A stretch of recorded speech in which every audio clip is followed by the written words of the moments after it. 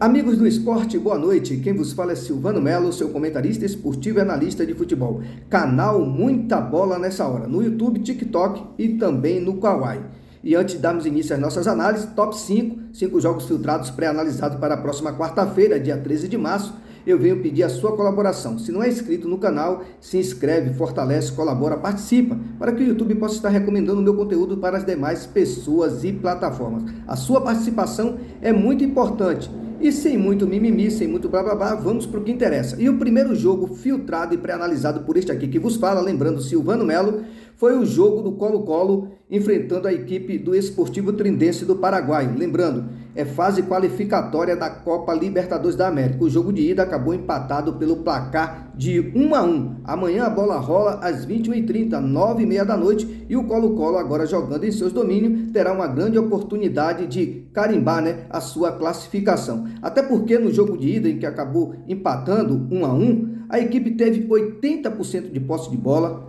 A equipe chutou 6 vezes ao gol contra uma do adversário, teve 11 escanteios a favor, ou seja, amassou a equipe do Colo-Colo e sofreu apenas 2 escanteios, 86 ataques perigosos contra 43, ou seja, o dobro do seu adversário. Isso só mostra a qualidade e a superioridade da equipe amanhã, no caso Colo-Colo mandante. Beleza, pessoal? Então aqui eu não posso aqui estar fazendo média e inventando história. Aqui é Colo-Colo favorito, probabilidade de 3-0, grande probabilidade de vitória no primeiro tempo, mesmo sabendo que o futebol é imprevisível, e uma grande probabilidade que para mim é a entrada mais sensata, o mais de 1,5 gols no bilhete. Probabilidade para cá exato, 3-0 Colo-Colo, ou casa vence no primeiro tempo, ou mais de 1,5 gols no bilhete, que é a melhor entrada, a menos arriscada. Beleza, pessoal? Mas essa vitória no primeiro tempo, para mim, tem grande valor. Colo-Colo é uma equipe de melhor tradição, não que só isso seja o suficiente para decretar, digamos assim, um resultado positivo amanhã, ou seja, a vitória,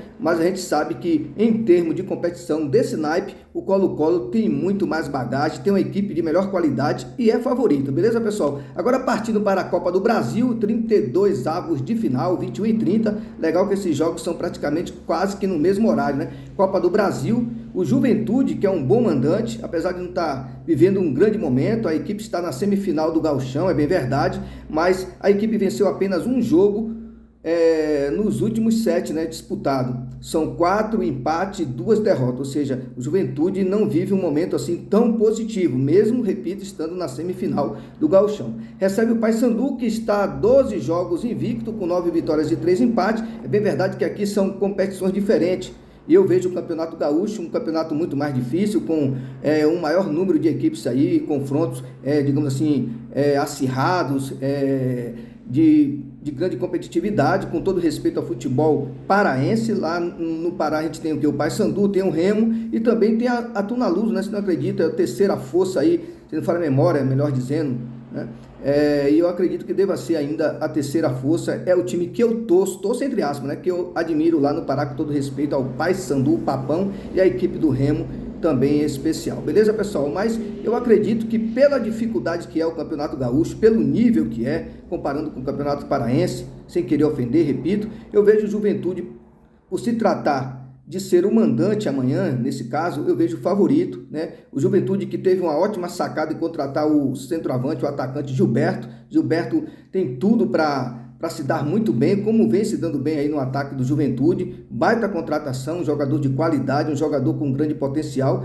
O Juventude, em casa, em compensação, perdeu apenas um jogo nos últimos 13. Isso mostra e traduz tudo que eu falei agora há pouco. É um ótimo mandante, São 6 vitórias e 6 empates. Marcou 22 gols, o que dá uma média aí de mais de 1,5 gols, por partida, já que foram 13 jogos. E sofreu apenas 10, média inferior a 1 gol negativo por partida. E uma observação, em 6 desses jogos aí, que eu acabei de falar, a equipe não sofreu gol. No confronto direto, deu para filtrar aqui 6 jogos entre eles. 2 vitórias do Juventude e 4 empates. Esses jogos aconteceram entre 2017 a 2019. O Paysandu, fora de casa, também está invicto, porém com menos jogos, Há 6 jogos de invencibilidade, com 4 vitórias e 2 empates, marcou 9 gols, média positiva de 1,5 e sofreu 1. O que eu vou pôr aqui na balança, com todo respeito, é essa condição de mandante do Juventude, esses números. A equipe é uma das classificadas a elite do futebol nacional. Já a equipe do Paysandu vai participar da segunda divisão. Eu vejo aqui equipes, né,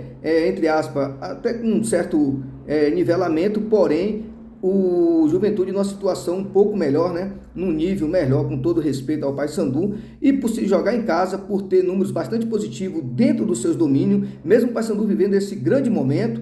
Tudo bem que enfrentou adversários, entre aspas, de menor qualidade do que são os adversários aí do Campeonato Gaúcho, mas não é a menor qualidade gritante, a realidade é essa, até porque lá no Sul quem manda mesmo é Inter, sem necessariamente ser nessa ordem, Grêmio, e aí a gente tem também o Caxias, aí tem o Juventude, enfim, né? A gente sabe que lá tem equipes também muito competitivas, mas geralmente, na maioria das vezes, é Grêmio e Inter que decide a competição. E lá no Pará a gente sabe que geralmente fica aí brigando entre Paysandu e Remo, e uma outra que acaba surpreendendo, né? Pode ser que desta vez seja a equipe do Tunaluz, o popular Tuna, beleza, pessoal? Então, o que esperar amanhã? Vitória do Juventude. Esse confronto ele é acirrado, não é um confronto assim que surgem muitos gols, mas é um confronto de equilíbrio, pelo menos dentro daquilo que eu acabei filtrando, beleza, pessoal? Mas eu acredito na vitória do Juventude, 2-0 Juventude, jogo com cara de 2-1, mas para aqueles mais cautelosos aí, um empate anula, um dupla chance no Juventude tem grande valor. Esse mais de 1,5 gol é interessante, até porque se de repente o Juventude, com esse número tão positivo dentro de casa, abre o placar, vai obrigar o Paysandu, né, que talvez vá com a proposta de jogar no contra-ataque, no erro do Juventude, porque o adversário sabe também do potencial do Juventude dentro de casa, sabe dos seus números, ninguém é bobo, tem as informações aí, entendeu? E quem acompanha o futebol tem a obrigação de saber também como é o seu adversário, independente se vai jogar dentro de casa ou fora de casa. E a equipe do Paysandu, a comissão técnica, sabe muito bem do potencial dessa equipe dentro do seu domínio, do potencial do ataque, uma defesa também sólida, principalmente quando joga dentro de casa, apesar desses últimos números aí, jogos aleatórios, que ele não vem tão bem, com apenas uma vitória nos últimos 7 jogos, eu vejo Juventude favorito, probabilidade de placar 2-0, um jogo com cara de 2-1, mas eu vou dar essa moral, 2-0 para o Juventude, ou mais de 1,5 gol tem valor, mas essa vitória com empate anula também tem um significado positivo. Mas eu vou dar essa moral para o Juventude amanhã, beleza, pessoal? Agora partindo para a Copa dos Campeões América do Norte Central, jogo de ida foi 2-2, agora o Inter Miami recebendo a equipe do Nashville. Desculpa se eu não sei a pronúncia correta, viu, pessoal? Agora jogando em casa o Inter Miami de Lionel Messi, né?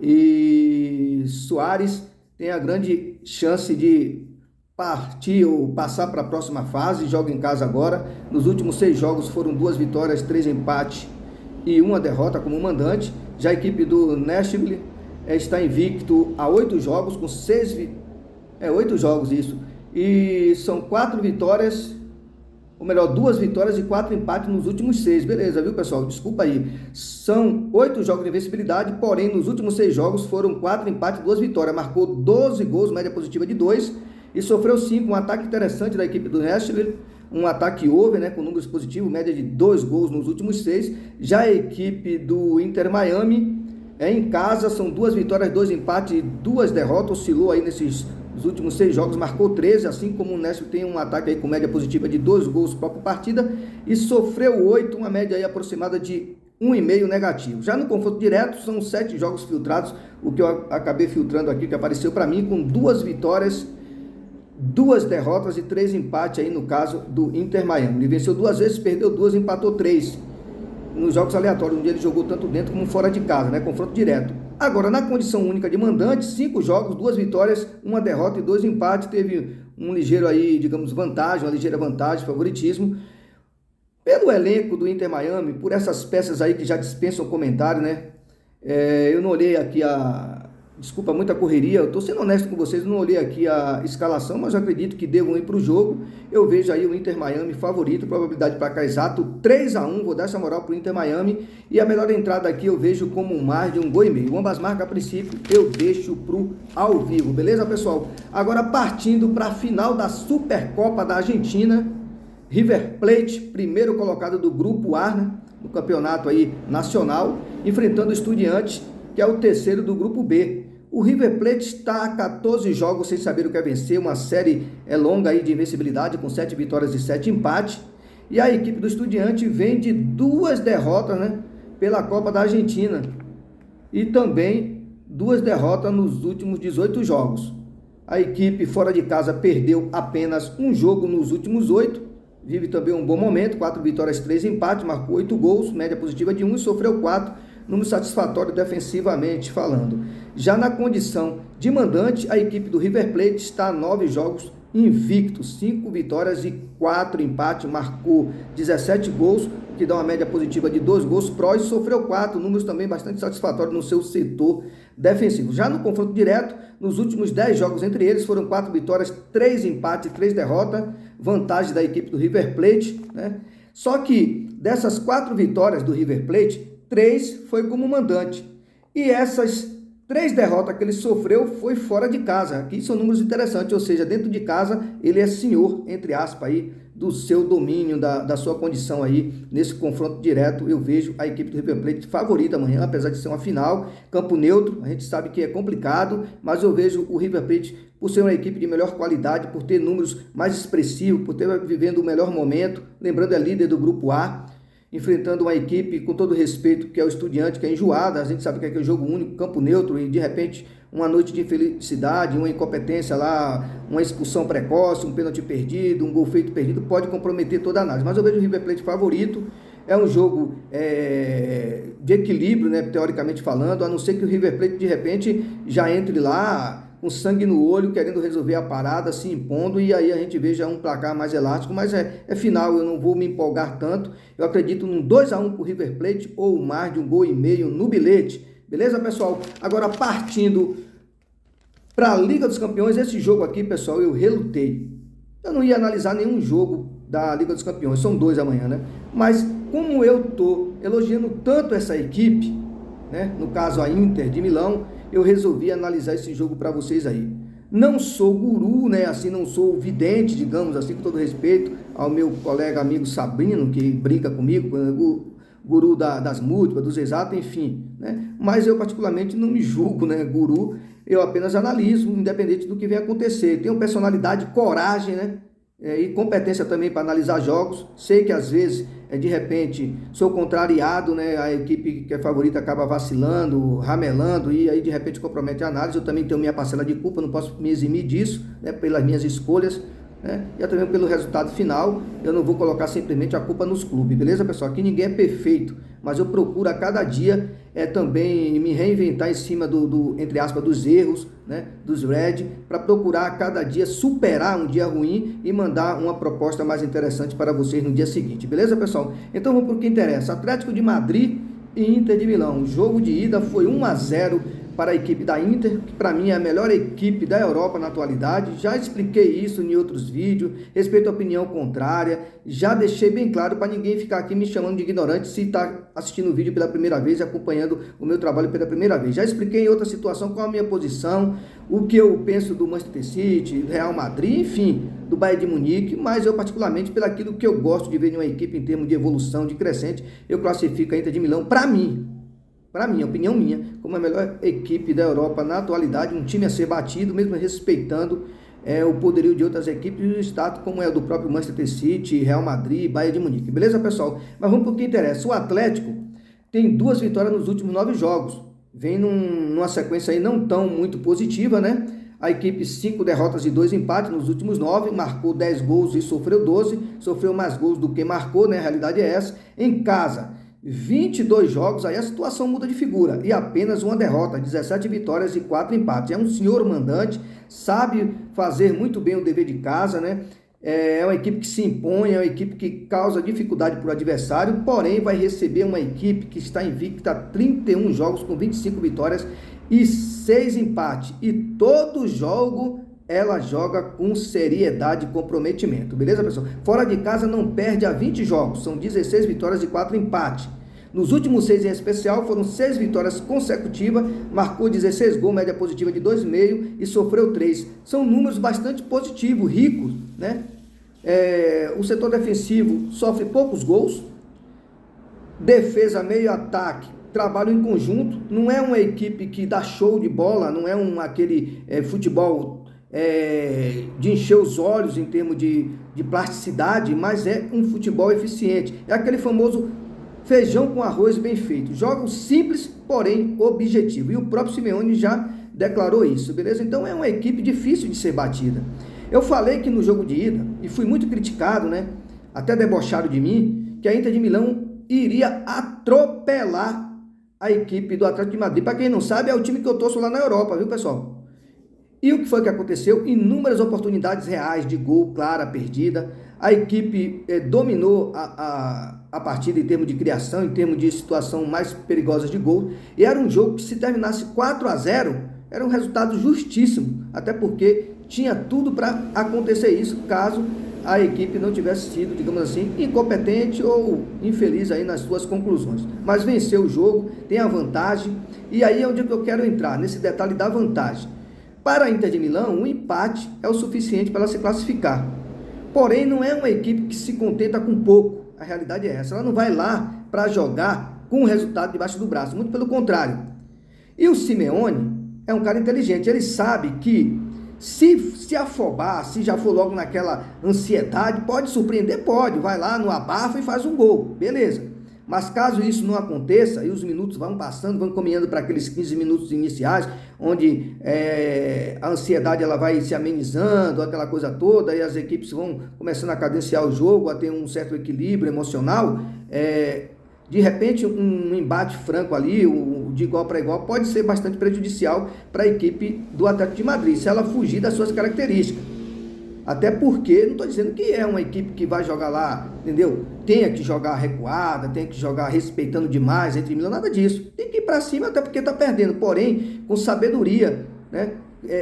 Ir lá, digamos assim, no momento certo, sem afobação, sem ansiedade demais, até porque se der espaço, pode acontecer os números de gol, agora no jogo da volta, que não aconteceu no jogo de ida. Não sei se vocês estão me entendendo. Então, eu vejo a Inter de Milão querendo e vai propor isso, explorar os erros e os espaços que o Atlético de Madrid tenha que dar na partida, deverá dar, até porque vai ter que se expor, né, correr atrás do resultado, que começa o jogo perdendo de 1-0, e eu vejo a Inter de Milão tratando esse jogo aqui como um grande divisor de águas, né, para aquilo que a equipe está pretensiosa na competição, que é a conquista do campeonato, é uma das principais favoritas, né, eu vejo a Inter de Milão com esse pensamento, esperando, entre aspas, que o Atlético venha para o jogo, dê o espaço necessário aí para no contra-ataque ela explorar bem esses espaços que o Atlético deva dar na partida e, consequentemente, abrir o placar. Abrir o placar, se for logo no início, a favor da Inter, vai ser um balde de água fria aí nas pretensões de Simeone e sua equipe, e aí pode facilitar, entre aspas, uma vitória, digamos assim, menos, dificultosa, digamos assim, para a equipe da Inter de Milão. Mas eu vejo um jogo muito perigoso, ninguém é invencível. Pode sim o Atlético vencer amanhã, tem condições, é um time aí copeiro, é um time aí de tradição, é um time que sempre está chegando aí nos mata-mata da Liga dos Campeões. É uma equipe também com potencial, com números positivos nesse tipo de combate, de mata-mata, e é uma equipe que tem que se respeitar. Os números dela como mandante especial são muito positivos, mas eu vejo a Inter uma equipe muito mais qualificada, mais madura no que diz respeito a essa crescente, desde o final da temporada passada até o presente momento, um time mais compacto, um time muito mais letal, muito mais objetivo, e eu acredito que amanhã, dependendo do espaço que o Atlético de Madrid, caso não conquiste o primeiro gol na partida, venha dar para a Inter de Milão. A Inter de Milão, se conter a ansiedade, né, com equilíbrio, né, com sabedoria também, bola no chão, eu vejo a Inter de Milão com grande potencial para vencer novamente. Então eu acredito num 2-1 para a Inter de Milão amanhã, mas a melhor proposta aqui para esse jogo, na minha visão, é o mais de 1,5 gols ou um dupla chance a favor da Inter de Milão, pela ODD que está pagando. Dupla chance tem muito valor aí.